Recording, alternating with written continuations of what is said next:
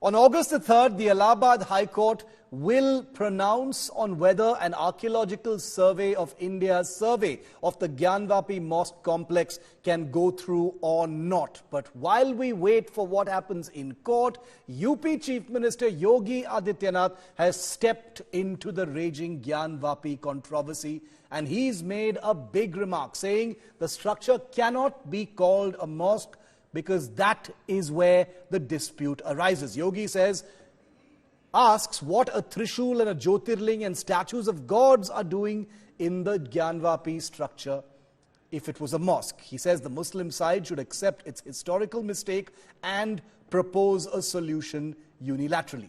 The Allahabad High Court will pronounce its verdict concerning the Archaeological Survey of India survey at the Gyanvapi complex case on the 3rd of August. The Muslim side has objected to the ASI survey to determine, or at least attempt to determine, if the Gyanvapi Mosque in Varanasi was built upon a temple structure. Meanwhile, the Hindu side has claimed that the ASI survey was key to proving the existence of a temple, assuring that no damage to the mosque structure will happen during this proposed survey. Gyanvapi Kashi Vishwanath मंदिर, इस problem का कोई solution है? अगर हम उसको मस्जिद कहेंगे तो फिर विवाद होगा। मुझे लगता है कि भगवान ने जिसको दृष्टि दी है वो देखे ना। त्रिशूल मस्जिद के अंदर क्या कर रहा है? हमने तो नहीं रखे ना। ज्योतिर्लिंग हैं, देव प्रतिमाएं हैं, पूरी दीवारें चिल्ला चिल्ला के क्या कह रही हैं। और मुझे लगता है कि ये प्रस्ताव मुस्लिम समाज की तरफ से आना चाहिए कि साहब ऐतिहासिक गलती हुई है और उस गलती के लिए हम चाहते हैं समाधान हो। देश संविधान से चलेगा, मत और मजहब से नहीं। देखिए, मैं ईश्वर का भक्त हूं, लेकिन किसी पाखंड में विश्वास नहीं करता हूं। आपका मत, आपका मजहब अपने तरीके से होगा, अपने घर में होगा, अपने मस्जिद, अपने इबादत गाह तक होगा, सड़क पे प्रदर्शन करने के लिए नहीं। और इसको आप जो है किसी भी अन्य तरीके से दूसरे पे थोप नहीं सकते हैं। नेशन फर्स्ट, अगर देश में किसी को रहना है तो उसको राष्ट्र को सर्वोपरि मानना होगा, अपने मत और मजहब को नहीं। नहीं तो उसको क्या बोले? जहां 350 साल से नमाज हो रही हो, रेगुलर नमाज हो रही है, पांचों वक्त की जमात से नमाज हो रही है, तो मस्जिद नहीं बोलेंगे तो क्या बोलेंगे? उस वक्त क्या हुआ था 350 साल पहले?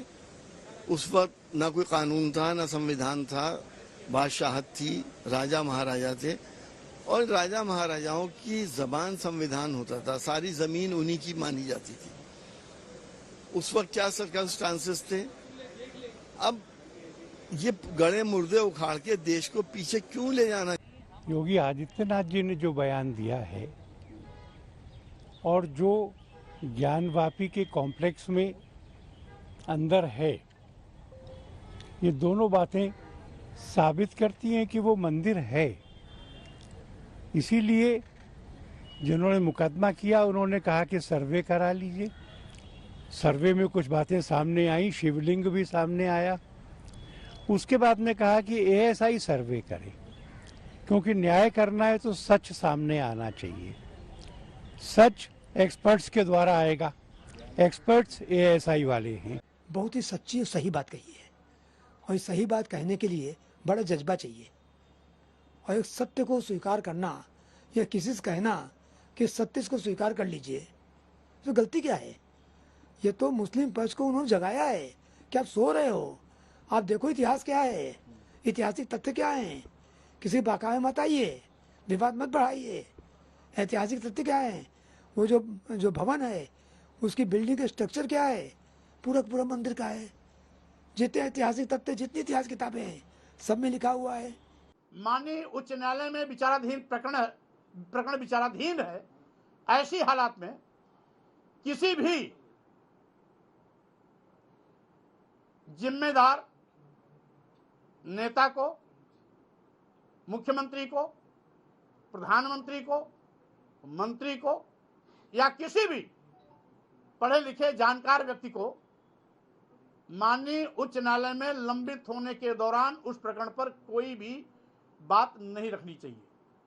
देखिए, ये इसको कहते हैं मुख्यमंत्री इस बात को जानते हैं कि इलाहाबाद हाई कोर्ट में एएसआई सर्वे के बारे में मुस्लिम पक्ष ने उसकी मुखालिफत की है। वो आजकल में हाई कोर्ट जजमेंट देने वाली है और उसको देखते उन्होंने इस तरह का एक बयान दिया कंट्रोवर्शियल बयान दिया, ये जुडिशियल ओवररीच है।